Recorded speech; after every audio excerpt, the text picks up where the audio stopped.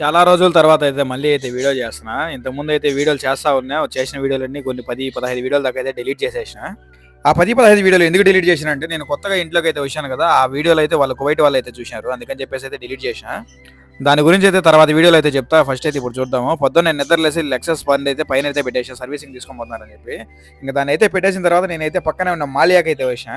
14 నెలల్లో ఒక్కసారి కూడా నేను మాలియాకైతే రాలా. ఈ ఇంటికొచ్చి నేను నెల అయితుంది. ఈ ఇంట్లోకొచ్చిన నుంచి రోజుకి ఒక 4, 5 సార్లు అయితే మాలియాకైతే వస్తున్నా. ఇప్పుడు మాలియాకి ఎందుకు వచ్చానంటే టిఫిన్ తినేదానికైతే వచ్చిన. కువైట్‌కి వచ్చినటాంచి ఒక్కసారి కూడా నేను పూరి అయితే తినలా. అందుకని చెప్పేసి ఇప్పుడు పూరి అయితే ఆర్డర్ ఇచ్చేసా. పూరీలు నేను అసలు ఎక్కడ తినను. ఎందుకంటే పూరి అయితే మా నాయన చేస్తేనే బాగుంటది. ఇంకెవరు చేసినా కూడా నాకు పెద్దగా నచ్చదు.